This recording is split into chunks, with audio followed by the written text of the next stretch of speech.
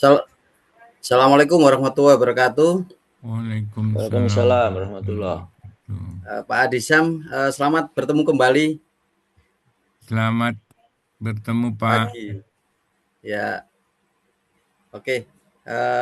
Bapak Ibu sekalian di ruang Zoom sudah hadir Bapak DRS Adisam ZN, MSc MBA. Nah, kami perkenalkan sebentar. Beliau ini adalah dulu sebagai pernah jadi dirut di LPH Sukovindo, pernah juga sebagai direktur eh, halal luar negeri, lembaga halal luar negeri di Korea Selatan ya, Pak Adisam ya. Ya, Beliau ini juga termasuk pakarnya di bidang SJPH atau Sistem Jaminan Produk Halal. Nah, pada kesempatan hari ini beliau akan menyampaikan materi terkait dengan pengetahuan tentang bahan dan titik kritis segala produk barang gunaan, produk kimia, biologi, dan rekayasa genetik, serta titik kritis jasa logistik. Jadi kalau kemarin pada pertemuan sebelumnya sudah disampaikan terkait dengan tentang bahan dan titik kritis produk makanan dan minuman. Nah ini nanti Pak Adisam akan banyak menyampaikan terkait dengan produk barang gunaan, produk kimia, biologi, rekayasa genetik, dan jasa logistik. Harapannya nanti bagi bapak-bapak yang bergerak di bidang bukan makanan minuman, bergerak di bidang logistik, bidang yang lain, nanti akan terpuaskan dengan materi Pak Adisam. Oke, untuk menyingkat waktu, kami persilakan kepada Pak Adisam. Kami silakan untuk layar dan waktu kami serahkan. Silakan Pak Adisam. baik. Bismillahirrahmanirrahim. Assalamualaikum warahmatullahi wabarakatuh. Suara saya kedengaran? Kedengaran Pak? Jelas, Kedengaran. Pak, jelas. Oke, baik. Alhamdulillahirabbil alamin wassalatu wassalamu ala asrafil anbiya'i wal mursalin wa ala alihi wa sahbihi rasulillahi ajma'in. Amma ba'du. Pertama-tama mari kita mengucapkan puji syukur kehadirat Allah Subhanahu wa taala atas limpahan rahmat dan karunia-Nya kita bisa bertemu pada pagi yang cerah ini untuk berdiskusi ya. Berdiskusi membahas terkait materi-materi yang berkaitan dengan titik kritis kelompok atau jenis produk barang gunaan, rekayasa genetika, bahan kimia, jasa, dan lainnya. Bapak dan Ibu yang kami hormati sebagai calon auditor, Bapak dan Ibu tentu harus punya dasar ya, punya rujukan yang uh, selalu harus kita pegang bahwa auditor halal itu berbeda dengan auditor-auditor lain karena basic atau referensi atau rujukan utamanya itu sangat berbeda dengan misalnya ISO 9000, ISO apa namanya? Share screen saya kelihatan nggak ya? Kelihatan ya? Kelihatan Pak, tapi Oke, belum pakai slideshow. oke. Sudah kelihatan? Oke, sip Pak. Em, saya sementara izin tutup kamera supaya eh, jaringannya nggak turun naik ya. Pembeda antara auditor halal dengan auditor yang lainnya adalah Bapak dan Ibu semuanya bahwa rujukan utama kegiatan atau aktivitas dari auditor halal itu adalah bagaimana kita memastikan bahwa produk itu memiliki bahan, proses, dan produk akhir eh, memenuhi aspek-aspek syariah yang nanti akan diputuskan oleh Majelis Ulama Indonesia selaku yang memiliki ekspor atau keahlian di bidang syariah. Nah, rujukan utama sebagai auditor bedanya adalah bahwa kita ini sebagai auditor adalah dalam rangka mengimplementasikan atau merupakan dakwah halal yang mengingatkan kepada seluruh konsumen baik muslim maupun non-muslim bahwa rujukannya adalah Al-Quran dan hadis ya. Nanti mungkin Bapak dan Ibu sudah belajar dengan fatwa-fatwa. Rujukan utamanya adalah Al-Quran. Saya sedikit mencuplik menyampaikan bahwa Al-Quran yang pertama adalah surat Al-Baqarah ayat 168 bahwa Allah sendiri memerintahkan untuk manusia. Jadi prinsipnya di sini yang diinstruksikan adalah manusia agar makanlah dari makanan halal dan baik. Di sini nomenklaturnya adalah halal and toyib. Jadi halal dan baik. Ya, halal dan baik.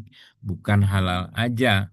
Ini juga menjadi perhatian bagi kita sebagai auditor bahwa meskipun tugas kita memetakan data, bahan, proses yang akan disampaikan kepada pembuat keputusan, tapi tetap kita mempertimbangkan toyibnya. Ya, karena nomenklaturnya itu satu nomenklatur, termasuk juga di Quran Surat Al-Maidah 88 itu menyatakan atau menginstruksikan kepada kita, makanlah dari sebagian apa yang telah Allah rezekikan kepadamu sebagai makanan yang halal lagi baik, toyib ya. Jadi nomenklaturnya tetap halal and toyib.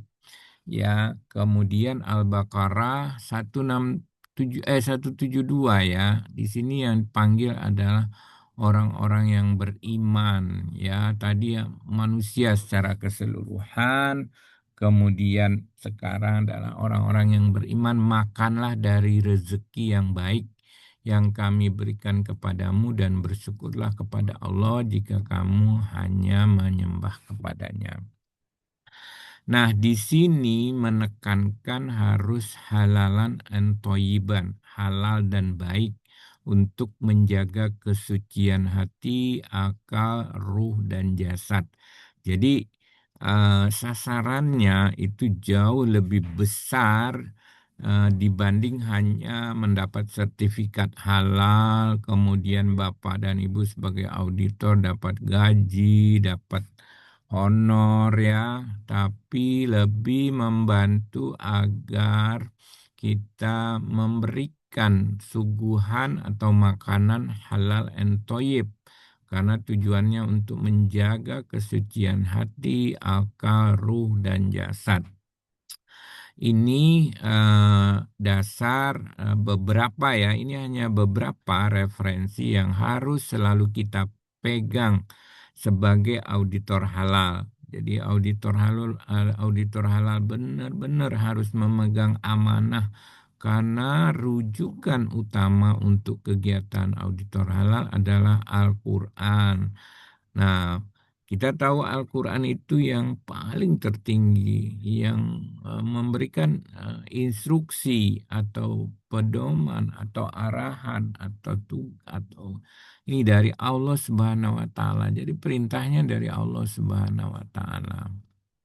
Nah, dari beberapa literasi yang ada berdasarkan prinsip makanan halal dalam Al-Quran itu, nah, mencakup yang pertama halal zatnya. Ya, nah ini yang harus kita pastikan halal zatnya. Zatnya kita cek bahannya dari apa.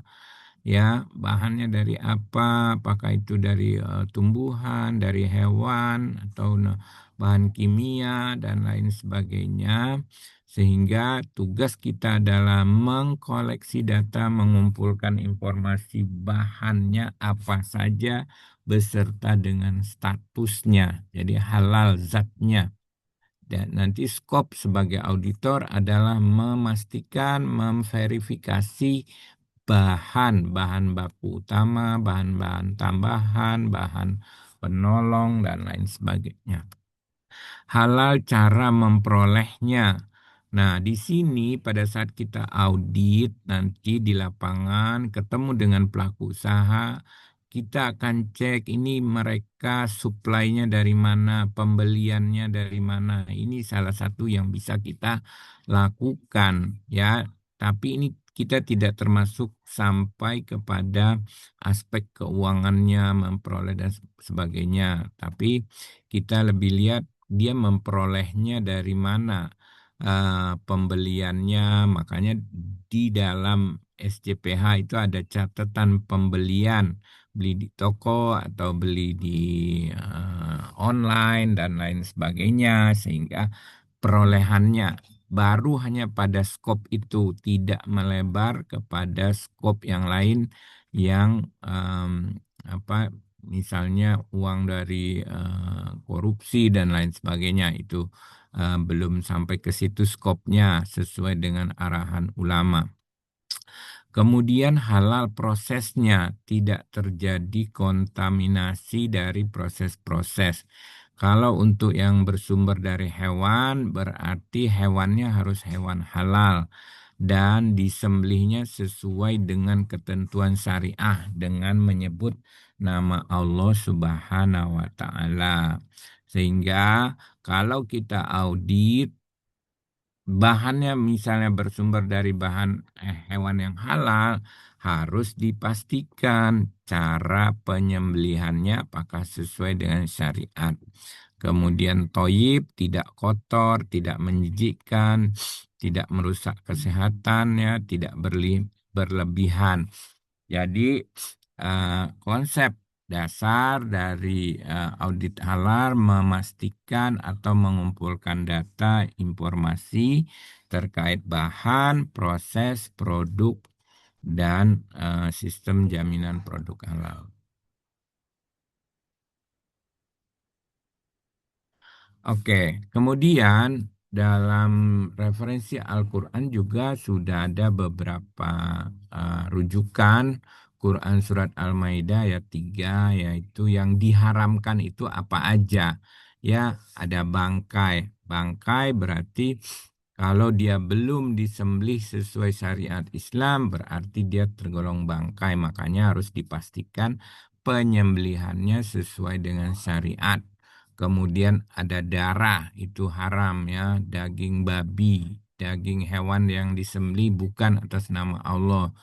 Ya, dari hewan yang tercekik, hewan yang dipukul, hewan yang jatuh, hewan yang ditanduk, dan hewan yang diterkam binatang buas itu haram dikonsumsi sesuai referensi Al-Maidah ayat 3 kecuali yang sempat kamu sembelih sesuai syariat ya.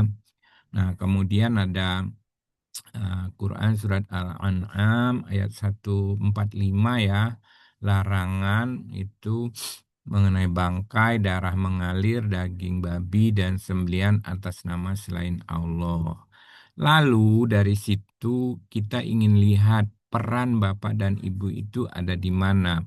Peran Bapak dan Ibu ada di audit dan testing, di mana Bapak dan Ibu nanti melakukan pemeriksaan dan atau pengujian dengan waktu standar biasanya 15 hari kerja sesuai dengan aturan.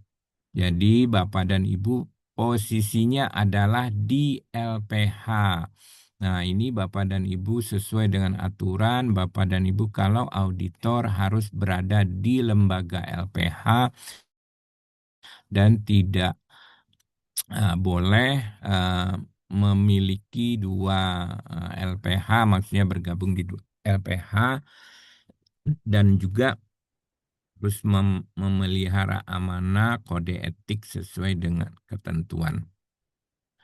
Nah, peran auditor halal saya selalu ingatkan Bapak dan Ibu sebagai calon auditor bahwa auditor halal ini berbeda dengan auditor yang lain karena auditor halal itu merupakan wakil ulama di lapangan. Ya, jadi ulama mestinya kan ulama yang lihat, ya, ulama yang lihat ke lapangan, tapi karena beliau tidak memiliki waktu dan kesempatan serta yang lainnya, diwakilkan kepada auditor untuk melihat ke lapangan. Ya, jadi kalau auditornya tidak tidak teliti, auditornya ngasal-ngasal aja, auditornya data-datanya cuma seadanya sehingga nanti keputusannya keliru, auditor ikut bertanggung jawab dunia akhirat. Ya, karena ini keputusannya adalah halal atau haram produk yang diberikan nanti sertifikasi ini halal atau haram, sehingga ulama pun sangat bergantung kepada data yang disampaikan oleh auditor. Jadi kalau auditornya bohong, kemudian ulama memutuskannya keliru, auditor memiliki kontribusi yang sangat signifikan, terjadi kesalahan dalam pengambilan keputusan. Karena yang tahu persis di lapangannya adalah auditor halal, ya. Karena kan tadi halal zatnya, halal prosesnya. Sudah nggak dilihat prosesnya, dibilang dilihat, itu kan sama dengan memberikan data dan informasi yang tidak tepat. Ya, jadi auditor halal itu wakil ulama di lapangan. Kemudian yang kedua, auditor halal itu sebagai saksi dalam rangka pengambilan keputusan halal atau haram. Ini adalah ketentuan dari Majelis Ulama, ya, bahwa auditor itu adalah saksi. Kalau saksinya bohong, berarti keputusannya bohong. Kalau saksinya salah, berarti keputusannya bisa salah. Sehingga nanti auditor memiliki tanggung jawab yang besar, ya, untuk memastikan bahwa produk itu menjadi halal atau haram. Mengumpulkan data-data bahan yang digunakan dalam proses produksi, menyaksikan proses produksi terhadap produk yang akan disertifikasi, memastikan produk sebagai ruang lingkup, memastikan kesesuaian implementasi. Jadi namanya saksi harus melihat. Ya, jadi betul Bapak dan Ibu sebagai auditor harus melihat, menyaksikan, menyampaikan data, melihat kalau bahannya misalnya bahan tepung, itu tepungnya merek apa, ya, dalam kemasan apa, itu betul-betul harus dilihat dan dipastikan. Nah, baru kita masuk kepada titik kritis dalam produk halal, ya. Titik kritis secara generik, apapun produknya, ya, mau makanan, mau minuman, mau barang gunaan, mau bahan kimia, ya. Nah, berdasarkan kalau Bapak dan Ibu sudah familiar ke pabrik atau ke rumah makan atau ke mana, setiap proses produksi sesuatu itu lingkarannya atau circle-nya atau siklusnya itu tidak akan jauh-jauh dari sini. Yang pertama, titik kritisnya ada di bahan. Makanya di SJPH yang utama dulu yang diperiksa adalah bahan. Bahannya apa? Apakah bahannya dari hewan, dari tumbuhan, atau bahan kimia? Ya, bahan kimia yang melalui proses produksi juga. Nah, dari situ bahan utamanya apa? Bahan penolongnya apa? Bahan pembantu apa? Bahan yang digunakan untuk mencuci peralatan, bahan yang digunakan untuk kemasannya apa. Nah, di situ kita sebagai auditor mengkolek, memastikan bahwa bahan-bahan yang digunakan sesuai dengan ketentuan peraturan undang-undangan dan syariah, ya. Nah, di titik kritis pertama ini sumber bahan yang paling penting dulu sebagai auditor ya. Sumber bahan dulu, sumber bahannya dipastikan hewan. Kalau berasal dari hewan, berarti hewannya hewan apa? Apakah itu hewan halal atau hewan non halal seperti tadi dari Al-Quran dan hadis itu sudah ada. Sebetulnya di SCPA juga ada. Tapi rujukan utamanya dari Al-Quran dan hadis dulu. Ya, kemudian eh, bahan ini baru di mapping ya, bahan baku utamanya apa? Ya, bahan baku penolong, bahan tambahan. Karena ada juga nanti bahan tambahan tapi dia tidak ikut sampai kepada produk akhir. Jadi ada juga bahan yang ikut sampai kepada produk akhir. Disinilah pentingnya latar belakang pendidikan Bapak dan Ibu semuanya. Kalau misalnya mau mengaudit nanti eh, produk obat atau apa namanya farmasi ya atau kosmetik atau rekayasa genetika.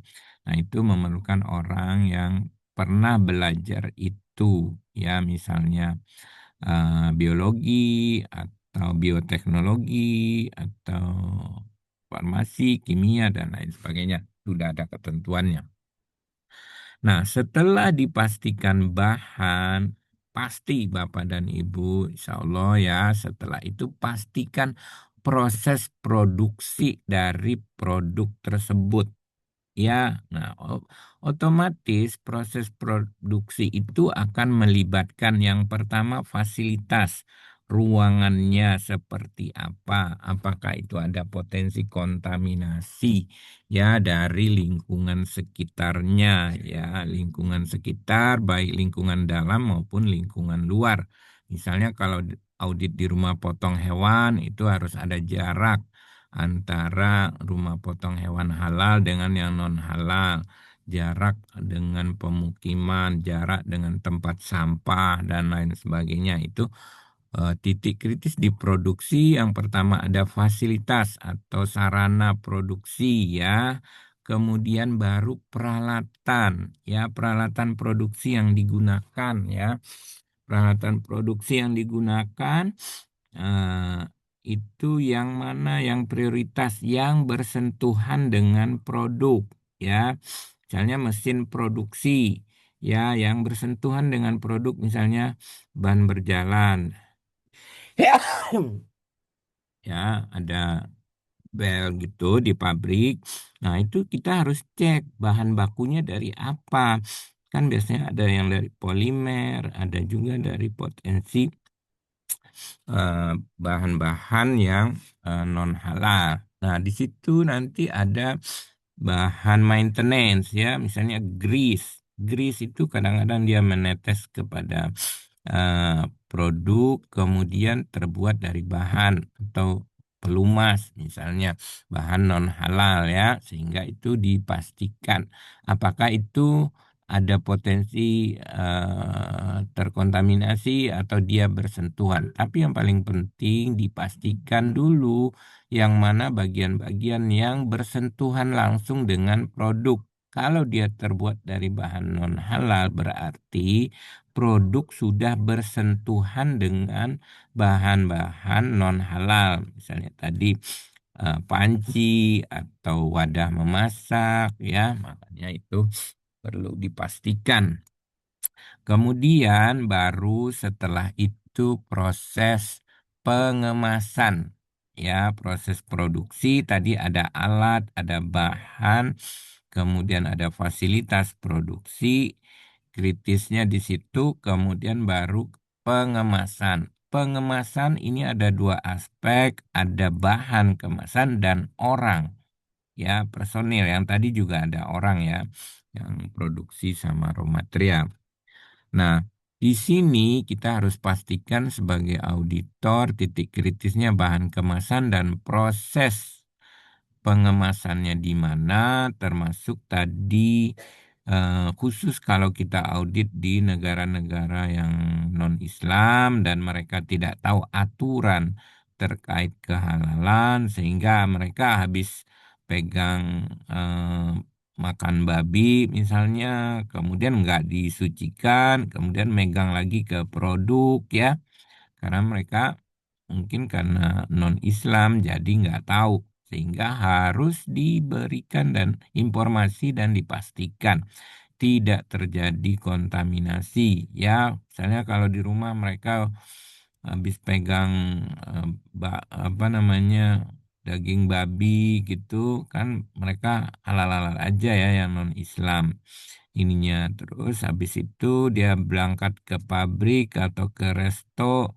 habis itu belum disucikan sehingga dia memegang lagi daging yang halal ya, padahal kan mungkin sudah halal, ada certified-nya, tapi karena tadi dia belum dibersihkan, makanya kita cek apakah dia memiliki atau memakai sarung tangan ya, sehingga tadi masih bisa dipreventif ya ini.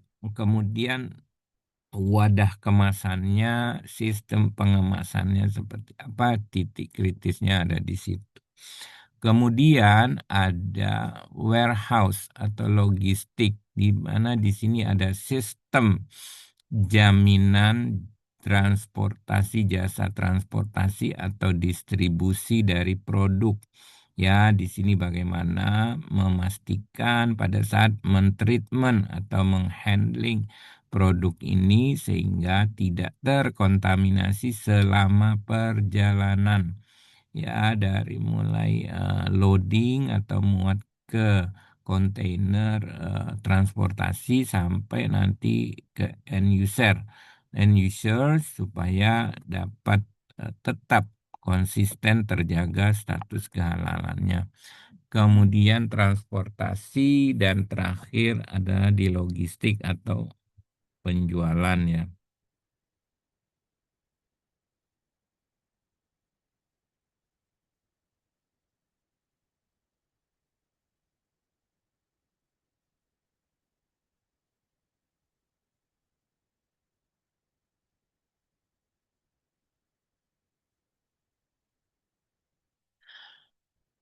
Oke, baik, Bapak dan Ibu, kita lanjut.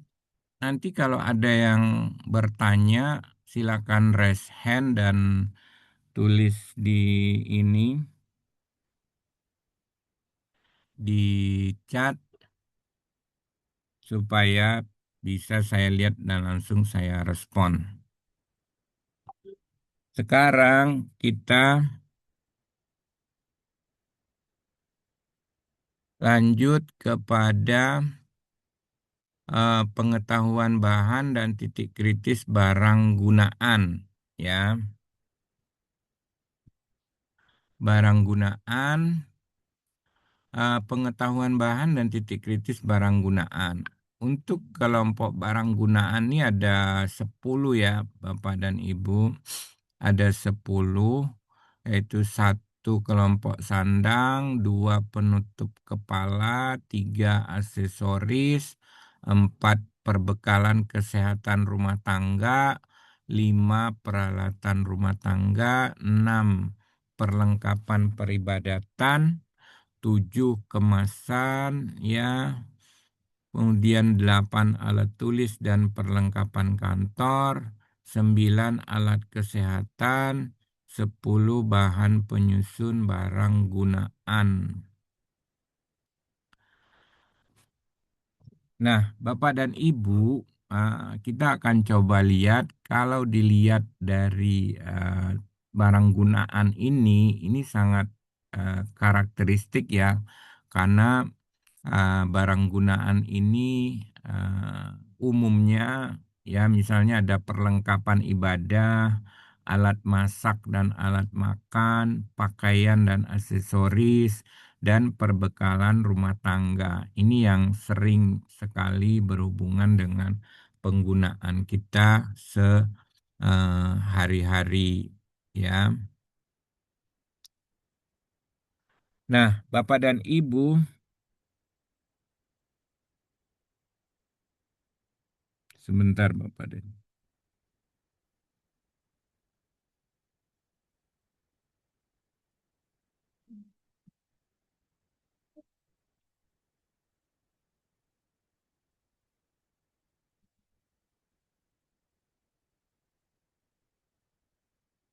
Kita lanjutkan, Bapak dan Ibu.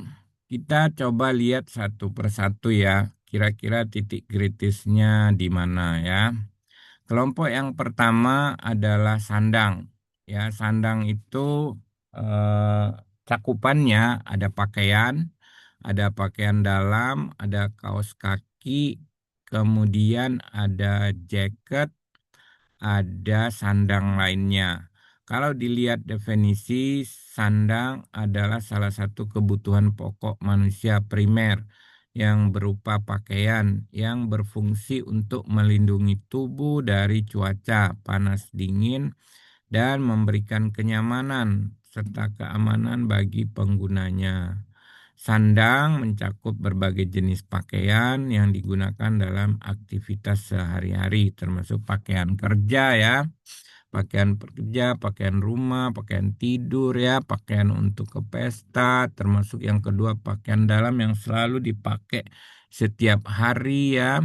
Kemudian ada kaos kaki itu udah menjadi apa ya, umum dipakai setiap hari, walaupun pakai sendal itu kadang-kadang sudah pakai kaos kaki. Kemudian apa namanya, ada jaket ya. Kemudian pada kelompok kedua ada peci ya, penutup kepala. Kemudian ada sorban di dalamnya situ, ada peci Melayu songkok ya, ada jenis berbagai jenis peci. Kemudian yang kedua ada topi ya. Topi ada banyak eh, ininya.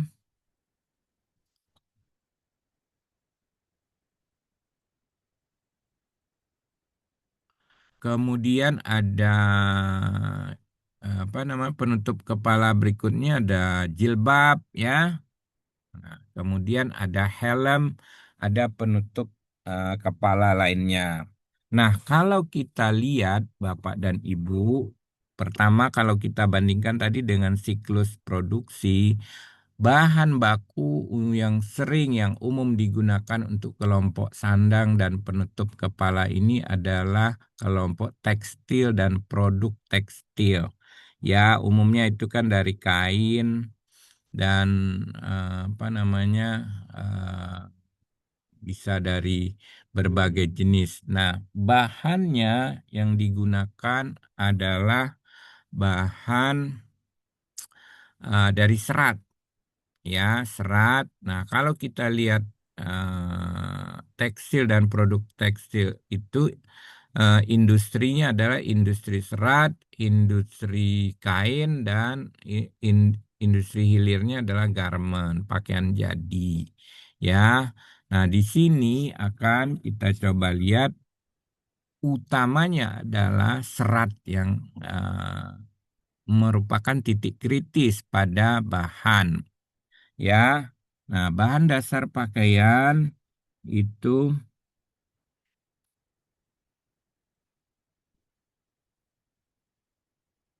pertama, serat itu akan dipintal menjadi kain ya, dari serat menjadi benang, kemudian benang menjadi kain, kain baru menjadi tekstil ya.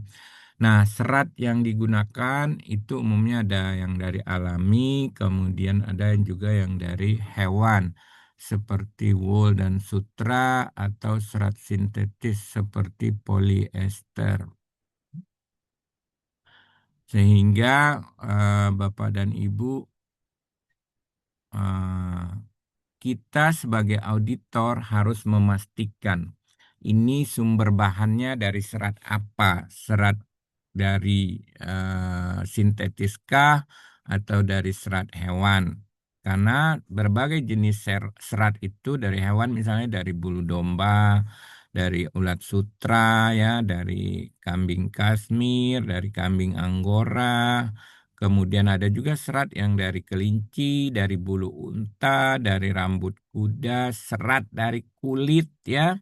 Nah, di sini ada beberapa jenis, ada kulit sapi, buaya, kemudian ada dari serat jaring laba-laba. Di sini Bapak dan Ibu memerlukan informasi sumber bahan dasar pakaian tersebut dari serat apa, kemudian baru kita bisa mengidentifikasi pada saat proses apakah ada potensi dia menggunakan bahan-bahan yang berasal dari non halal. Misalnya kalau lihat proses yang sebelah kiri ya, itu dari kapas menjadi produk ininya benang.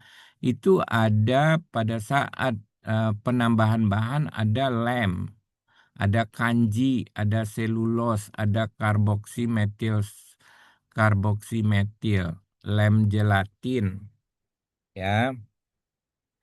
Sehingga Bapak dan Ibu ah, kita harus pastikan lem gelatin apakah ada potensinya digunakan di dalam proses produksi meskipun bahannya sudah halal.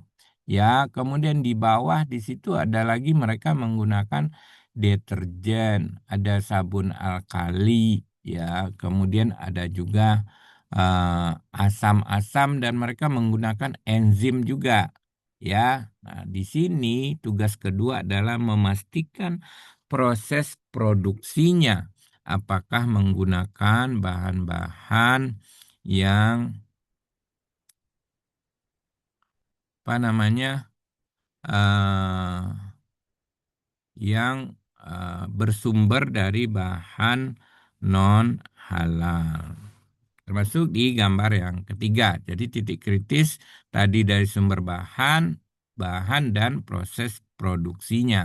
Kita harus pastikan bahwa di dalam proses produksi tidak terdapat penambahan bahan-bahan yang berpotensi terbuat dari bahan non halal.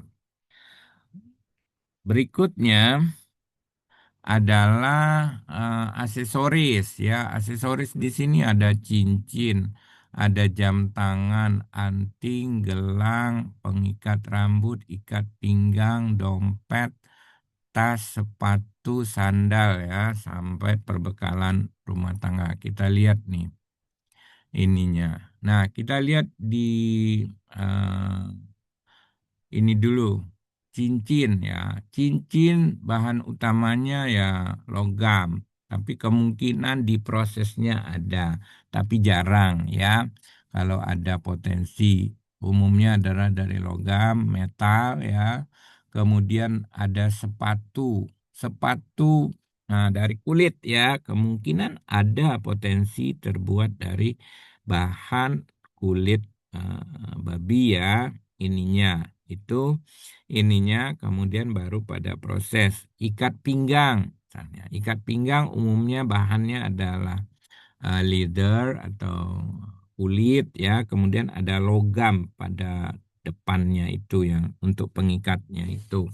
Nah, itu kita pastikan bahannya sumbernya dari mana. Apakah itu sumber dari non halal atau tidak ininya. Termasuk juga dompet sama jam tangan ya. Nah, ini untuk kelompok yang ketiga. Kelompok yang keempat itu ada berbagai jenis, ada tisu ya, tisu dan kelengkapannya. Nah, untuk tisu sumber bahan ya, sumber bahan yang perlu kita pastikan, sumber bahan dipastikan pertama berasal dari serat atau selulos atau produk tumbuhan atau juga ada dari kertas bekas ya, ininya bekas limbah ya ininya sehingga Bapak dan Ibu perlu kembali memastikan bahan. Oke, ini saya lihat ada pertanyaan titik kritis di warehouse di segi apanya, gitu ya. Oke, nanti saya jawab. Apakah toys masuk dalam bagian barang gunaan? Oke, nanti saya jawab ya. Berikutnya yang 42 tuh pembersih ya, kelompok pembersih dan sabun. Nah, ini Bapak dan Ibu biasanya orang kimia atau farmasi yang mengaudit untuk kelompok pembersih ini karena mereka ada komponen-komponen kimia yang harus dipastikan. Meskipun awalnya mereka adalah bahan kimia, tetapi di dalam proses produksi ada potensi menggunakan bahan yang non halal. Ya, kemudian ada sabun dan yang sering kita gunakan itu adalah filter. Ya, kelompok yang ketiga itu filter atau jenis filter air. Nah, itu ada yang berasal dari zeolit, silika sand, ada pasir, ada antrasit, activated karbon. Nah, ada potensi di beberapa negara menggunakan tulang, ya, tulang yang berasal dari tulang babi, ya, sehingga Bapak dan Ibu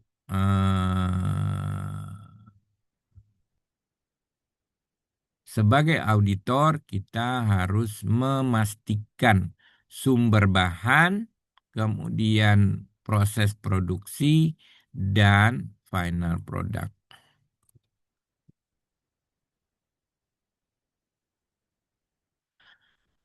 Nah, berikutnya ada kelompok produk perawatan bayi, ya. Di situ ada botol susu atau DOT. Nah, botol susu ada yang terbuat dari plastik atau dari polimer juga, ya. Kemudian ada tutupnya yang diisap oleh bayinya. Jadi dilihat yang bagian yang berpotensi langsung berkontak nanti digunakan, ya. Nah, itu yang harus dipastikan. Kemudian titik kritisnya sudah pasti balik lagi tadi ke bahan. Ya, bahannya dari sintetik atau dari hak alami. Popok bayi misalnya. Popok bayi itu sekarang udah banyak yang sintetik, ya. Kemudian ada juga yang dari kain, ya, sumber bahannya. Kemudian ada penyerap ASI, wadah penyimpanan ASI. Kelompok 45 itu antiseptik dan disinfektan. Ini adalah bahan kimia umumnya yang digunakan, tapi di situ ada juga yang dibantu dengan pewangi, ya, ada emulsi, ya, ada pengental dan seterusnya. Nanti ada ininya. Kemudian pewangi dan peralatan rumah tangga. Nah, ini yang sering. Ini ada sofa, meja, sendok, garpu, piring, mangkok, ya. Nah, saya pernah kemarin mengaudit di omprengan, ya, di omprengan, pabrik omprengan itu untuk makan bergizi gratis. Bahannya memang tidak ada, bahannya semua dari baja, ya, baja 304 gitu. Tapi di dalam proses pembentukannya mereka menggunakan minyak.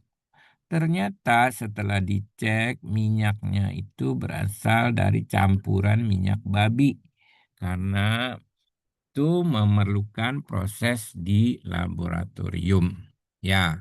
Nah, kalau kita lihat tadi rinciannya produk perawatan bayi itu ada sabun, sampo, minyak telon, ya, krim untuk perawatan kulit, perlengkapan tidur ada bantal, selimut, bedong, pakaian bayi, ya. Kemudian ada popok, tisu basah, dan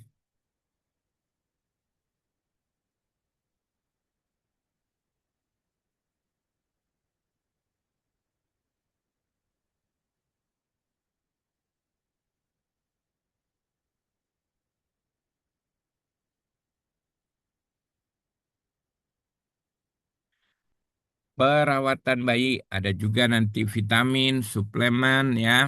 Nah, ini nanti bisa bergabung dengan kelompok produk yang lain. Nah, untuk disinfektan, Bapak dan Ibu, eh, umumnya isinya adalah chemical, ya, chemical. Karena ini tugasnya untuk mengendalikan mikroorganisme, tetapi eh, ada perbedaan antara antiseptik dan disinfektan ya. Nah, di sini ada potensi kalau dia menggunakan apa namanya?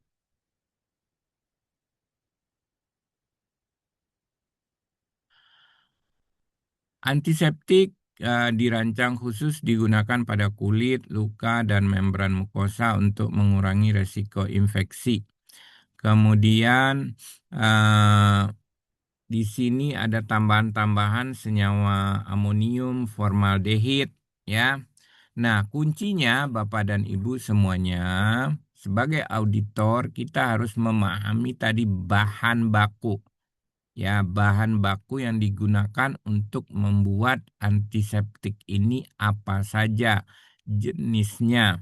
Kalaupun dia bahan kimia, tetap kita harus telusuri misalnya iodis atau hidrogen peroksida. Ini udah jelas positif list ya. Tapi perlu kita pastikan sebagai auditor karena kita harus memberikan informasi kepada Majelis Ulama Indonesia bahwa bahannya bersumber dari mana dan apakah tidak terdapat kontaminasi.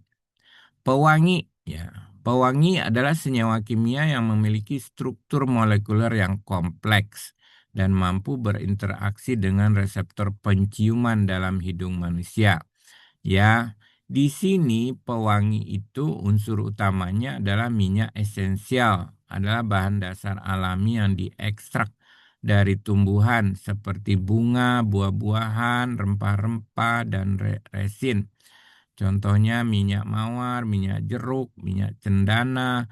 Meskipun ini dari bahan alamiah, tapi Bapak dan Ibu kita harus pastikan itu dalam prosesnya tidak menggunakan eh, bahan tambahan atau pembantu yang berasal dari non halal. Nah, saya ambil contoh ya, minyak bunga bunga apa ekstrak bunga mawar ya atau ekstrak bunga ros ya ekstraknya itu.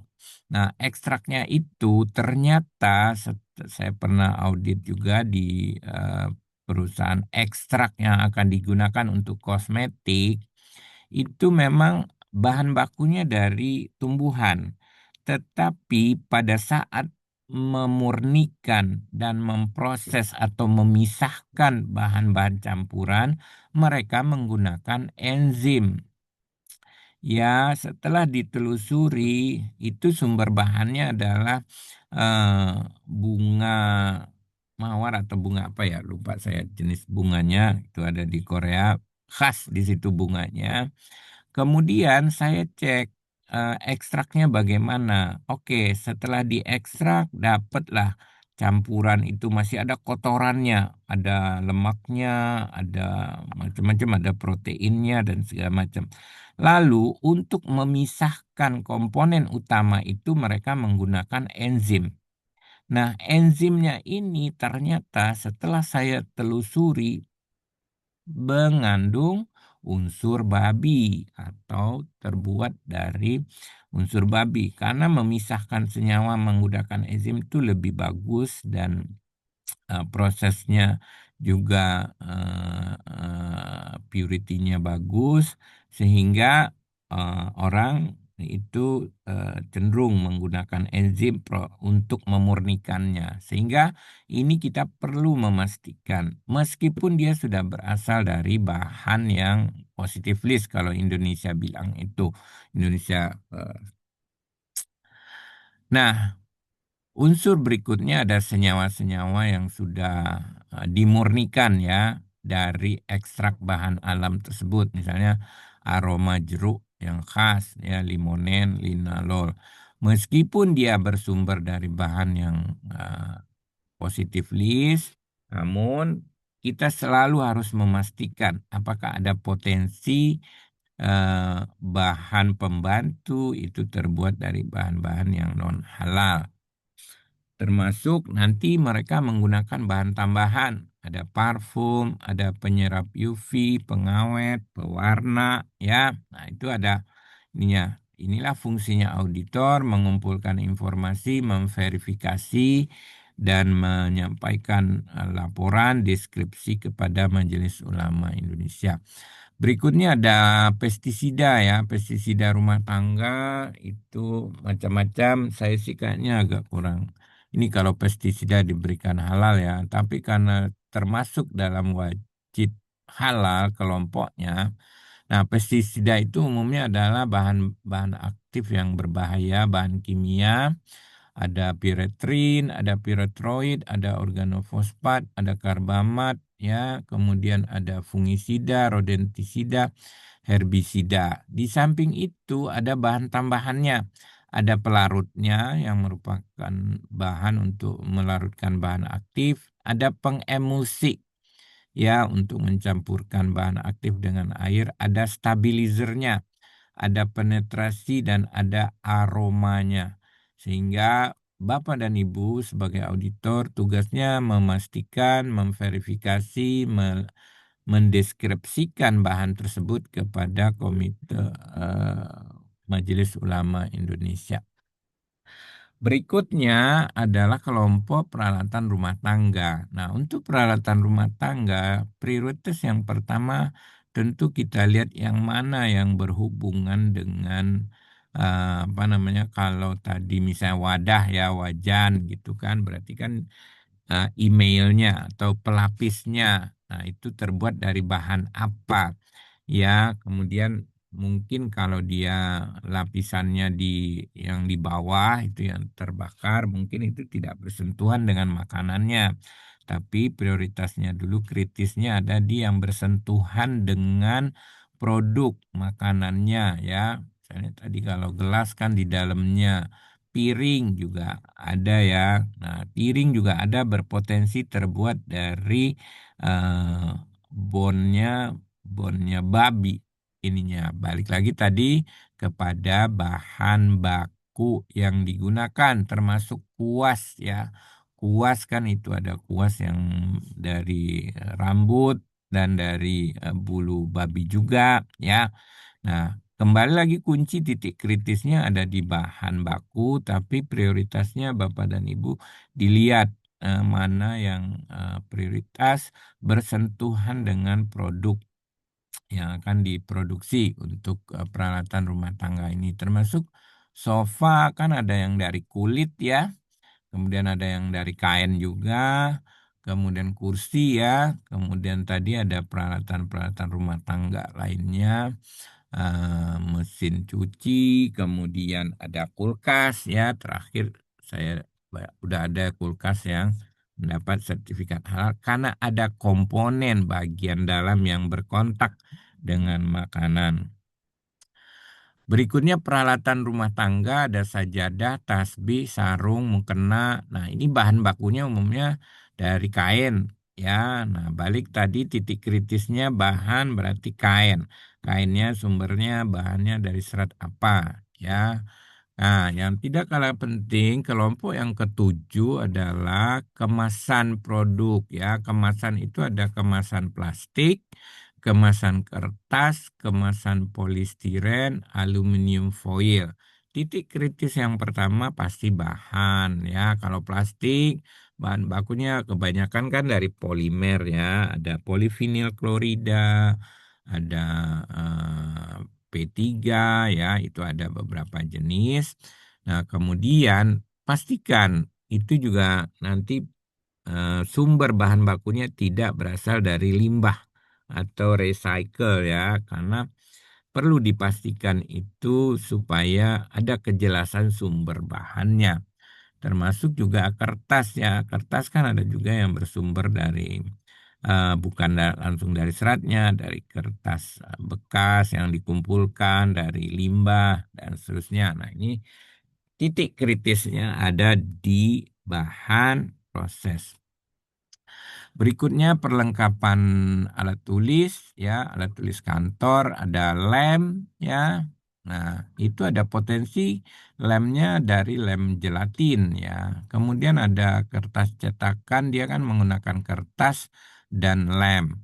Nah, itu titik kritisnya di bahan, alat tulis yang lainnya juga yang pasti Bapak dan Ibu, titik kritisnya balik lagi tadi bahannya apa? Dari baja atau dari non baja itu identifikasi. Jadi auditor memastikan itu. Nah, yang agak sedikit memerlukan ketelitian dari Bapak dan Ibu adalah alat kesehatan. Kelompok alat kesehatan ini yang pertama, Bapak dan Ibu sudah pasti prioritas yang mana bagian-bagian yang bersentuhan dengan pengguna. Ya, misalnya tadi kalau di rumah sakit misalnya ada selang untuk kateter misalnya atau nah itu bahan bakunya apa? Titik kritisnya balik lagi ke bahan baku ya. Apakah dari polimer atau sintetik ya? Berarti termasuk positif list atau tidak yang kritis ya. Kemudian misalnya nanti ada peralatan diagnostik, peralatan mikrobiologi. Ini perlu kita bedah satu persatu. Tetapi titik kritis secara generik adalah bagian mana yang prioritas bersentuhan dengan pengguna dan produk. Kemudian kita verifikasi sumber bahannya dari apa, kemudian proses produksinya. Nah, di sini perlengkapan peribadatan, ada kemasan. Kemasan itu ada kemasan primer, kemasan sekunder, dan kemasan tersier. Nah, yang tidak kalah penting adalah alat tulis kantor ya, pulpen, pensil, kertas. Nah, sebagian itu bahan-bahannya kan banyak kan dari baja ya, atau logam ya. Namun ada potensi juga itu apa namanya aksesorisnya itu terbuat dari bahan-bahan yang non halal. Alat kesehatan untuk yang kimia klinik itu adalah alat yang digunakan untuk menganalisis kimia dalam darah, urin ya. Nah, itu ada mikroskop, alat analisis darah, alat analisis elektrolit, glukosa, kemudian peralatan hematologi, patologi, kemudian peralatan imunologi, anestesi, kardiologi. Nah, yang terakhir adalah Bapak dan Ibu bahan penyusun barang gunaan yang terbuat dari bulu hewan, ya, kulit hewan. Bahan penyusun yang tidak dimasukkan ke dalam kelompok yang tadi itu mereka dimasukkan kepada kelompok yang 10 ini bahan penyusun barang gunaan. Kembali lagi untuk barang gunaan ini sangat spesifik di mana produknya harus kita review atau kita kaji sebelum kita ke lapangan. Kita lihat dulu desain produknya, gambar produknya. Jadi jangan Bapak dan Ibu auditor baru apa namanya melakukan mencari informasi pada saat di lapangan, jangan. Jadi sebelum Bapak dan Ibu ke lapangan, Bapak dan Ibu udah tahu, misalnya mereka mau mensertifikasi peralatan ortopedi, apa, gambarnya apa, deskripsi produknya apa, ya.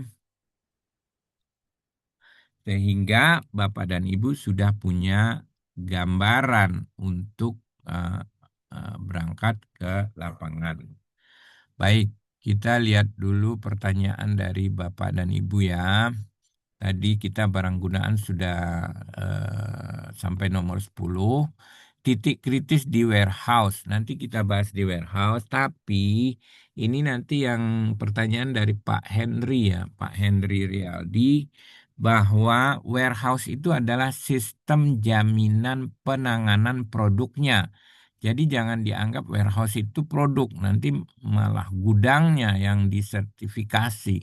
Ya, jadi itu adalah jasa penyimpanan. Jasa penyimpanan. Jadi titik kritisnya adalah penanganan barang yang disimpan sebelum masuk dan nanti dibongkar lagi, dimuat untuk dikirim. Ya, nah di sini auditor harus paham warehouse itu dia jenis penyimpanannya apa? Apakah penyimpanan dalam curah atau produk dalam kemasan?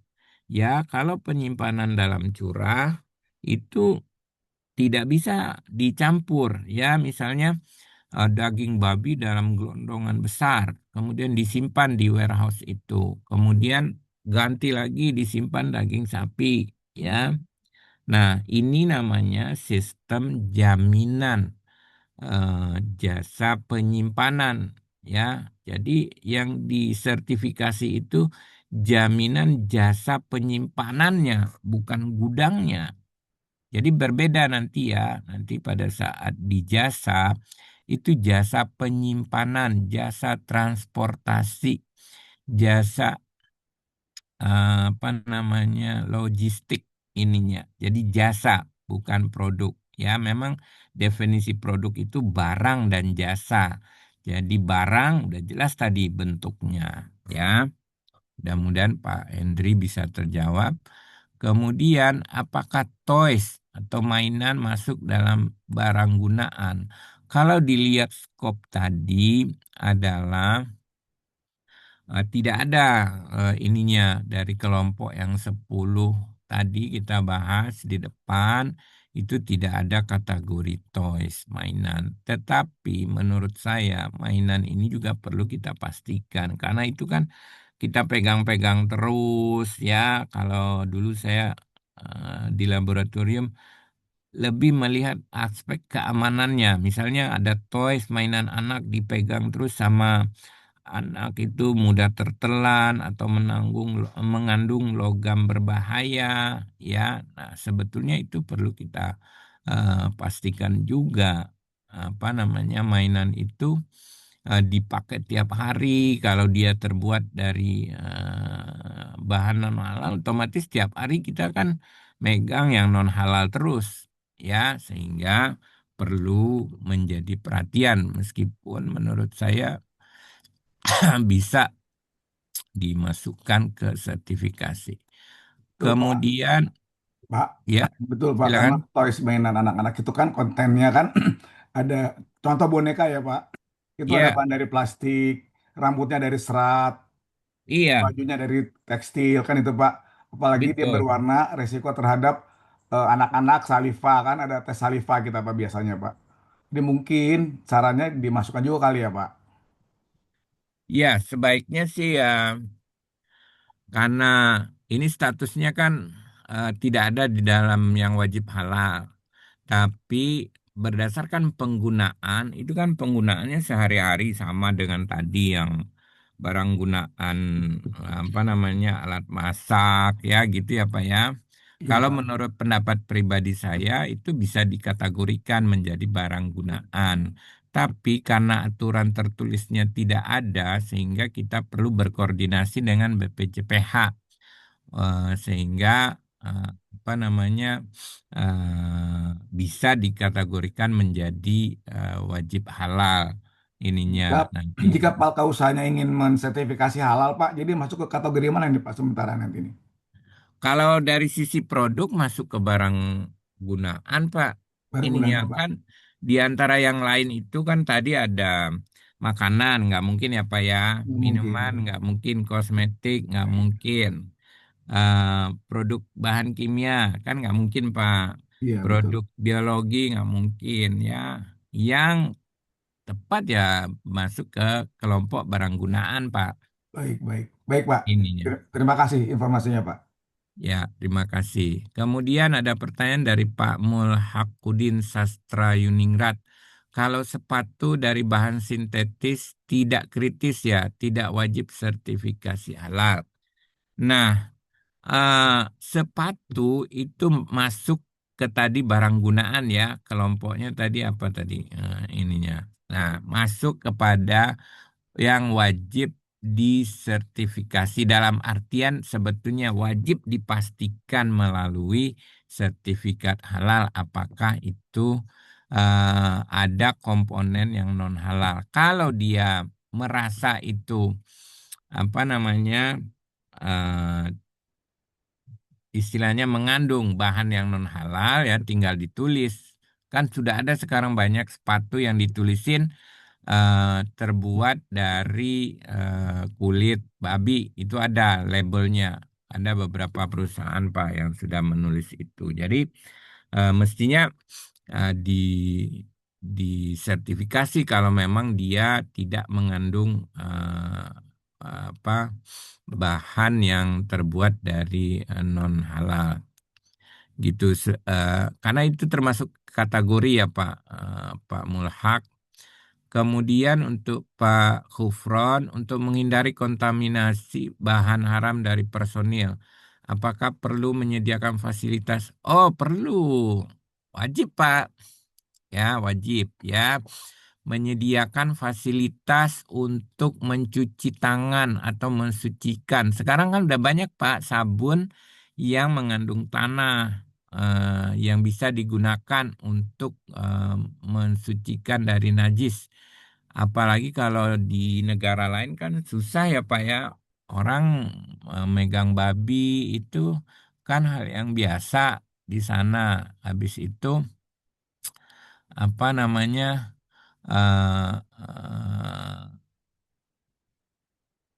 berangkat ke rumah makan atau ke kitchen ya, itu dia nggak sucikan lagi, sehingga tadi yang bekas daging babinya kan masih ada. Nah, makanya di situ kan dipersyaratkan harus pakai sarung tangan sebelum masuk juga, harus ada dibersihkan kalau memang itu nanti disediakan sabun cuci yang mengandung apa namanya tanah yang sudah ada sertifikasi halalnya juga Pak. Ininya mensucikan diri dari najis serta melarang. Kalau melarang sih kayaknya ini Pak. Tapi kalau Bapak dan Ibu auditor pangan juga itu kan ada aturan aksesoris, misalnya kalung itu tidak boleh digunakan karena itu kalau di pabrik makanan ya ininya, dan eh, sepatu juga kalau dia mengandung bahan yang haram ada labelnya, sebaiknya jangan digunakan gitu. Jika menggunakan bahan plastik atau bahan lain yang tidak terdapat sertifikat halalnya, apakah bisa digantikan dengan surat pernyataan komposisi atau declaration of composition dari bahan tersebut? Selama ini bisa sih Pak ya. Salah satu dokumen yang kita gunakan sebagai acuan untuk melaporkan kepada Majelis Ulama Indonesia. Misalnya kemasannya menggunakan plastik VPE. Nah, itu mereka biasanya dari factory ada surat pernyataan bahwa mereka ada free from babi gitu ininya. Selama ini kita gunakan sebagai dokumen pendukung, Pak, untuk memaparkan kepada fatwa, komite fatwa bahwa bahan bakunya itu tidak terbuat dari bahan yang non halal. Oke, dari chat sudah saya jawab. Kayaknya nggak ada yang apa namanya raise hand. Kita lanjut ya, Bapak dan Ibu. Eh, Titik kritis bahan kimia. Nah, bahan kimia ini agak sedikit spesifik ya, Bapak dan Ibu. Yang pertama, kelompok bahannya adalah kelompok bahan penolong. Ya, bahan penolong itu ada bahan pemucat, pencuci, pengelupas ya, penjernih, penyaring, penghilang warna, ekstrak dari tanin. Ini memang masih belum beraturan ya ininya urutan pengelompokannya. Tapi yang paling penting Bapak dan Ibu, yang pertama lagi titik kritisnya sumber bahan ya, enzim misalnya. Sumber bahannya dari apa? Dari hewan atau ada juga yang dari sumber manusia kan ininya. Nah, tumbuhan, hewan sintetik, ya, sumber bahan. Kalau udah ada sumber bahannya, apakah prosesnya gimana? Misalnya enzim papain itu dari pepaya kan ininya. Nah, sehingga itu dari sumber tumbuhan. Namun di dalam prosesnya ada pemurnian produk kimia ini. Nah, sehingga ini perlu dipastikan bahwa tidak menggunakan bahan tambahan atau bahan pembantu atau bahan penolong. Nah, ini memang agak spesifik harus dibahas satu persatu. Misalnya urease, ya, enzim. Nah, itu bahan bakunya dari eh, tumbuhan atau dari hewan atau ada sumber sintetik, ya. Nah, ini Bapak dan Ibu memang diharapkan yang melakukan audit produk kimia adalah orang-orang yang memiliki atau pernah belajar terkait dengan chemical, ya, proses kimia, orang biologi, bioteknologi, ya. Nah, di sini mereka harus memastikan yang pertama sumber bahan, yang kedua proses. Ya, proses di mana banyak sekali enzim yang menggunakan bahan-bahan yang non halal pada saat prosesnya. Proses pembantu, ya, atau proses bahan pembantu, bahan penolong, dan itu perlu dibahas secara detail. Tapi secara generik, titik kritisnya ada pada sumber bahan. Proses sumber bahan itu harus lengkap, ya. Ada bahan utama, bahan penolong, bahan pembantu, bahan tambahan, ya. Bahan kemasan, balik lagi tadi ke situ, ya. Kemudian ada proses produksi. Di proses produksi balik lagi ada tambahan bahannya. Kadang-kadang tidak menjadi bahan baku, tetapi hanya bahan untuk melumaskan atau memurnikan, ya, atau bahan untuk apa namanya, memanen, ya, kalau dia berupa enzim, sehingga titik kritisnya ada di dua itu yang prioritas. Bapak dan Ibu sebagai auditor melakukan evaluasi atau pengumpulan data.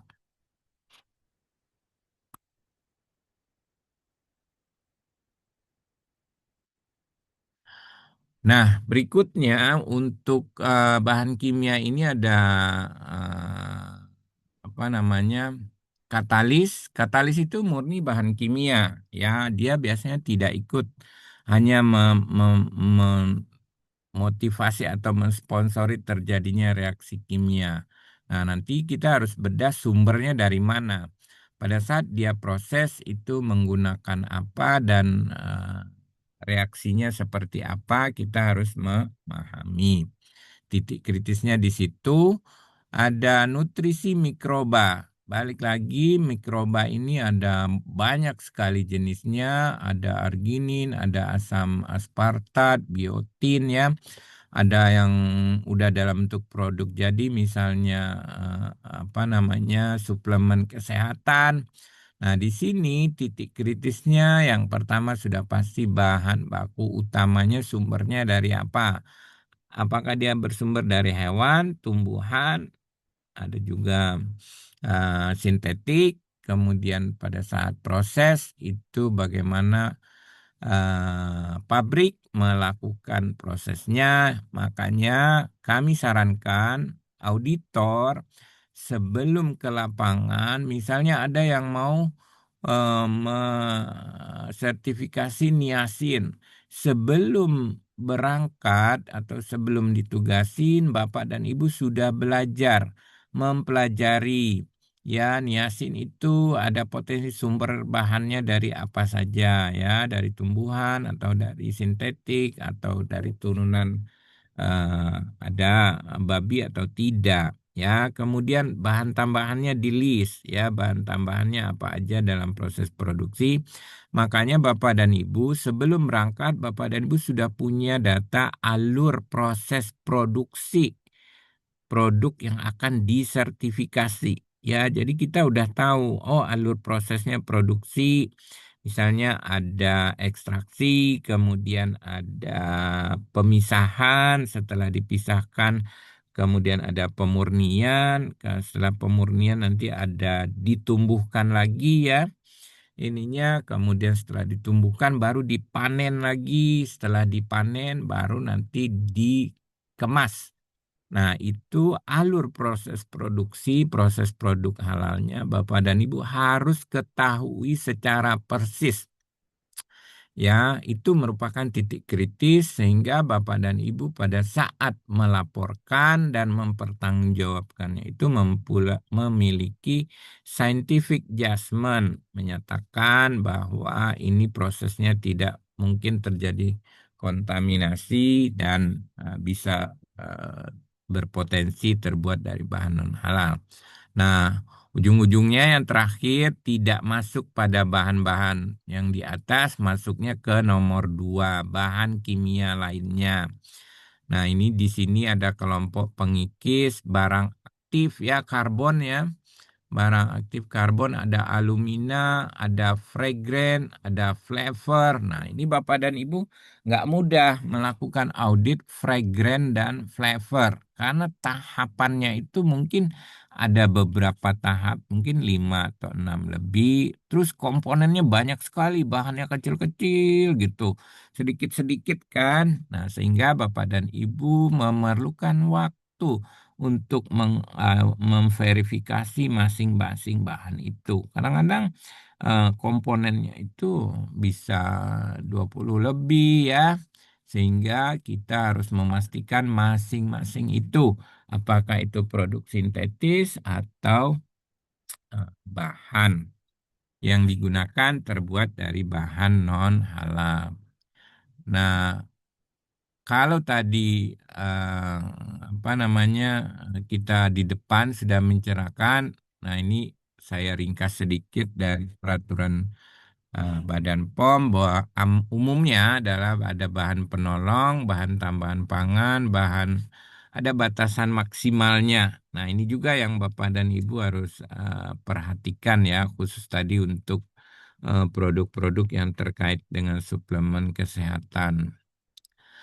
Berikutnya, Bapak dan Ibu yang tidak kalah serunya kalau kita mengaudit ini satu jenis saja, misalnya kultur mikroba itu prosesnya lumayan panjang ya Bapak dan Ibu. Sehingga titik kritisnya balik lagi Bapak dan Ibu, produk biologi ini antibodi ya misalnya. Nah, antibodi sumber dari mana? Kan ada juga antibodi yang bersumber dari manusia ya. Berarti kan kalau dari manusia kan nggak boleh ininya penggunaannya. Ya, kemudian yang terkait dengan rekombinan DNA. Nah, ini sumber DNA-nya DNA dari mana? Ya, Bapak dan Ibu, dari hewan atau dari manusia atau dari DNA tumbuhan ya. Nah, itu baru masuk kepada proses yang dilakukan pada saat memproduksi produk tersebut. Nah, untuk antibodi, anti monoklonal itu ada beberapa jenis dan contoh ya Bapak dan Ibu, misalnya rituximab itu untuk mengobati beberapa jenis kanker ya, kemudian ada bevacizumab, infliximab ya. Ini ada beberapa contoh. Nah, sumbernya ini yang perlu dipastikan ya, sumber antibodinya dari apa, kemudian prosesnya bagaimana, titik kritisnya, sehingga perlu Bapak dan Ibu memahami tadi alur proses produksi yang detail.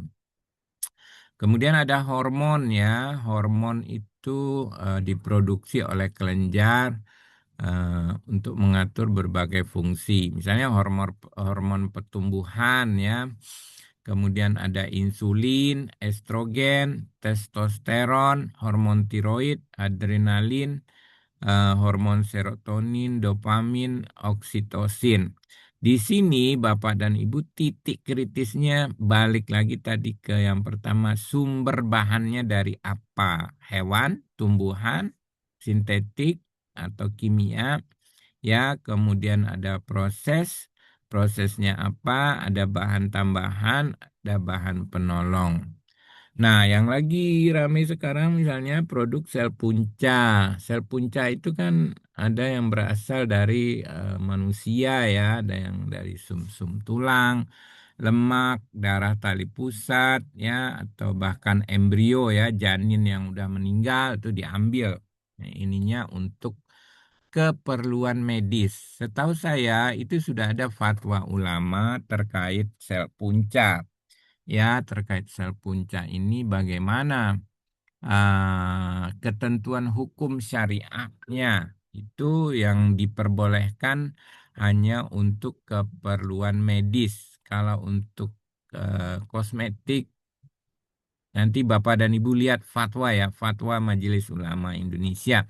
Itu setahu saya untuk kosmetik belum diperbolehkan untuk menggunakan sel sel punca ininya.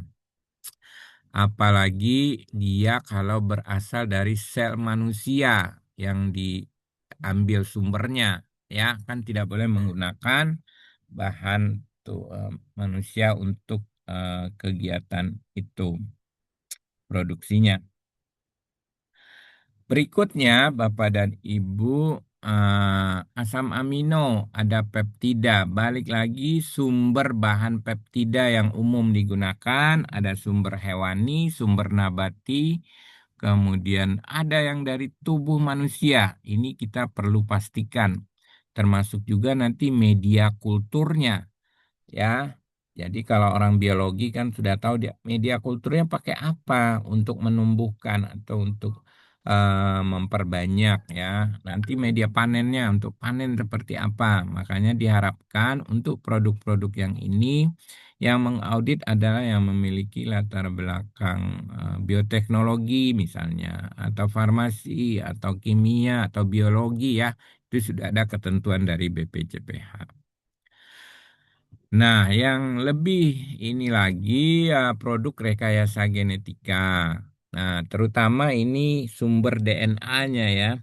Sumber DNA-nya apakah dari hewan, manusia, kemudian baru proses produksinya, memisahkan dari impurities DNA-nya. Karena ini prosesnya dalam sangat kecil sekali, sehingga memerlukan keilmuan yang dominan, sehingga Bapak dan Ibu dapat memastikan bahwa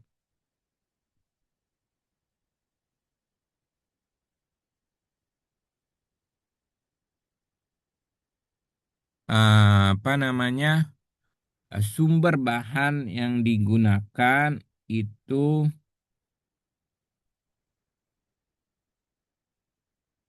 memenuhi kriteria dari hukum syariat.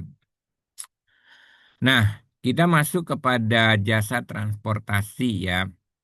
Sebelum kita mengaudit jasa transportasi, Bapak dan Ibu harus pastikan dulu ini yang mau diangkut barangnya apa. Apakah barang curah atau barang sudah dalam bentuk kemasan. Ya, apa namanya, dilihat itu skopnya apa ya. Kalau dia mengangkut yang frozen misalnya, berarti kan dia harus punya truk yang pendingin ya, transportasi pendingin. Jadi yang disertifikasi adalah sistem jaminan jasa transportasinya. Kritisnya adalah bagaimana mereka menangani mulai dari ya barang itu diterima, kemudian ditreatment ya, kadang dikemas, dibungkus lagi sama plastik ya, kemudian baru dimasukkan di loading ke truk ya, kemudian baru apa namanya didistribusikan kalau dia pakai transportasi darat. Kata kuncinya adalah yang pertama penanganan produk agar dia tidak terkontaminasi, diidentifikasi ya, diidentifikasi di awal ini masuk kategori mana, apakah ada dukungan sertifikat halalnya, kemudian baru personil ya personilnya jangan sampai bahannya halal, kemudian apa namanya ditangani oleh personil yang bekas memegang yang non halal, akhirnya kan jadi nggak halal karena terkontaminasi. Kemudian baru wadahnya, ya. Nah, wadah atau truknya, titik kritisnya. Nah, di sini juga saya dipastikan ini mau mengangkut yang curah atau yang sudah dalam kemasan. Ya, kalau dia sudah dalam kemasan itu bisa apa namanya? Kalau curah umumnya harus dedicated sarana transportasinya karena itu bisa berkontaminasi dengan yang lainnya. Tapi kalau dia dalam kemasan itu masih memungkinkan untuk diangkut bersama ya dengan produk-produk yang kemasannya itu sudah fix sampai kemasan tersier. Jadi titik kritisnya adalah sistem jaminan penanganan produk pada saat mereka menerima barang yang akan ditransportasi, kemudian melakukan treatment, dikemas atau di repacking, diberi label, kemudian dimuat ke truk atau kontainer, kemudian baru diangkut. Disitulah titik kritisnya, dijaga agar selama perjalanan tidak ada kontaminasi dari hewan-hewan ya, misalnya makanya di situ harus tertutup ya, kalau memang itu harus dijaga tidak menjadi rusak dan lain sebagainya. Jadi titik kritisnya di situ sistem penanganannya. Kemudian penyimpanan tadi ada pertanyaan warehouse. Ini dicek dulu ruang lingkupnya penyimpanannya produknya curah atau dalam kemasan. Ya, kemudian penyimpanannya sementara atau untuk beberapa lama gitu untuk dikirim ke user. Di sini udah pasti yang dipastikan adalah jasa atau treatment atau handling bagaimana perusahaan ini melakukan penanganan produk yang akan disimpan atau ditaruh di gudang, kemudian tidak terjadi kontaminasi. Ya, tidak terjadi kontaminasi sehingga itu dapat dipastikan. Oke. Ada pertanyaan dari Pak Mulhak ya. Izin bertanya, apakah produk rekayasa genetika itu mutlak haramnya tanpa ada batasan? Setahu saya iya Pak, nggak ada batasan. Jadi Indonesia menganut mazhab itu walaupun dia misalnya sudah hilang itu kalau dia belum disucikan tetap tidak bisa disertifikasi. Itu ininya Pak. Apakah produk rekayasa genetika mutlak haramnya? Setahu saya fatwanya demikian Pak. Nanti Bapak lihat fatwa ya.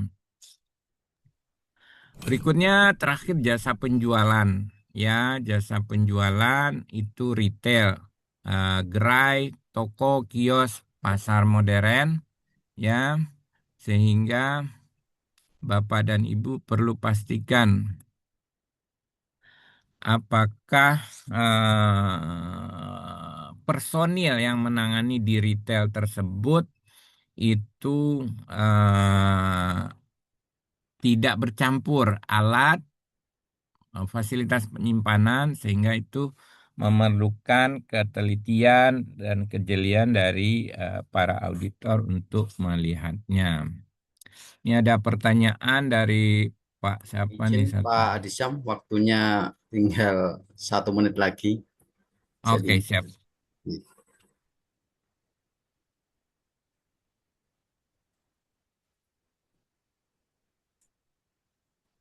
ada Terakhir, oke Pak. Bapak dan Ibu ringkasan ya, ringkasan. Sebelum Bapak dan Ibu berangkat ke lapangan, cermati dulu jenis produknya apa ya. Kemudian Bapak dan Ibu cermati deskripsi produk ya, lalu deskripsi klasifikasinya. Kemudian rincian jenis produknya Bapak dan Ibu gunakan KMA 944, 748, 1360 ya. Dan jangan lupa Bapak dan Ibu harus memiliki informasi alur proses produksi.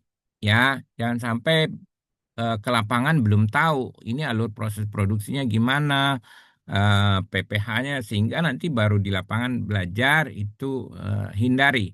Kemudian lokasi dan lingkungan, kondisi pergudangannya, kondisi transportasi, bahan yang digunakan. Kemudian Bapak dan Ibu jangan lupa gunakan semua informasi yang diperoleh. Jadi jangan dengan informasi yang sedikit berangkat ke lapangan, gunakan informasi sebanyak mungkin terhadap produk yang akan kita lakukan audit, karena kita bertanggung jawab secara penuh sebagai auditor dunia akhirat. Kita sampaikan kepada Fatwa Majelis Ulama Indonesia bahwa ini dapat direkomendasikan untuk diputuskan halal atau haram.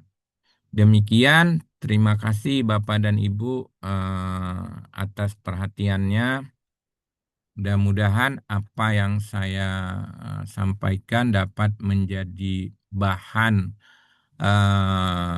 ini bagi Bapak dan Ibu semuanya ya, supaya Bapak dan Ibu memiliki gambaran singkat terkait titik kritis, dan memang ini lebih kepada pemberitahuan atau informasi awal. Nanti kalau sudah pada bidang masing-masing, itu sebaiknya mengikuti pelatihan yang lebih spesifik terkait produk-produk yang akan disertifikasi tersebut. Silakan tadi yang kayaknya masih ada yang mau raise hand, barangkali Pak Hadi, saya serahkan Baik sama Bapak. Pak Adisam, Bapak Ibu sekalian, masih kasih waktu sekitar 5 menit. Ini ada 2 pertanyaan yang Ya, mungkin perlu dijawab Pak Adisam dulu. Yang dari Pak Mail Maulana sama Pak Henry Rialdi. Ya, terkait dengan iya, itu Pak Adisam. biar siap. Di yang paling bawah tadi yang ini ya. Laboratorium R&D, Pak. Atau Laboratorium produksi RID skala atau pilot. produksi skala pilot, mikroba starter sering dibeli dari kultur collection internasional yang disimpan dalam media yang mengandung komponen hewani. Nah, di sini kan udah jelas ya, kalau dia mengandung komponen hewani, harus kita pastikan hewannya ini dari mana ininya sumbernya. Berarti kita harus mempelajari sumber hewannya, kemudian ada potensi nggak terbuat dari bahan yang non halal ya, dari babi atau tidak. Setelah itu, mau tak mau bagaimana auditor menentukan kriteria kelayakannya. Kita tidak menentukan kriteria kelayakan, tapi kita menelusuri ya, traceability. Kita menelusuri sumber bahannya apa, proses produksinya apa, lalu kita sampaikan kepada komite atau fatwa MUI bahwa bahan ini bersumber dari bahan ini hewan, kemudian ada penambahan enzim misalnya dalam prosesnya. Mau tak mau kita harus melakukan studi literasi ya. Bapak dan Ibu harus rajin mencari literatur, membaca terkait dengan produk tersebut, sehingga Bapak dan Ibu punya gambaran dan dapat menjelaskan secara ilmiah. Di sini sumber bahannya udah jelas ada hewani, lalu nanti dicari dia produk mana. Biasanya di internet, di website produk itu dia udah ada gambaran ininya. Kalau enggak bisa juga dari ada kertas kecil ya. Di dalam produk tersebut itu dia ada deskripsi. Bisa dari MSDS ya, safety data sheet, atau dari COA, atau dari dokumen-dokumen pendukung yang diberikan oleh pabrik. Nah, itu kita gunakan seoptimal mungkin untuk apa namanya menambah dukungan data dari kita. Kemudian yang berikutnya ada jika di bagian mesin produksi ada equipment yang mengandung bulu babi, sedangkan produk yang melalui mesin itu dilakukan proses pensucian dalam 8 bak. Apakah ini disebut terkontaminasi?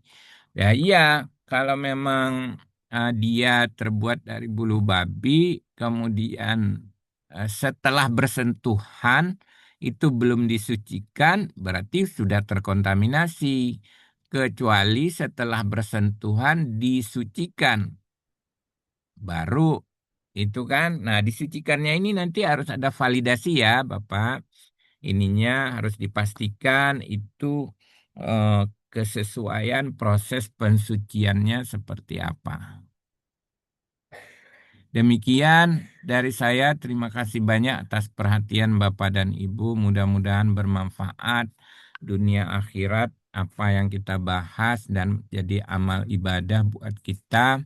Karena kita ini adalah bagian dari dakwah halal untuk mengedukasi masyarakat bahwa halal itu ada requirement atau persyaratannya mulai dari bahan, proses, dan produk.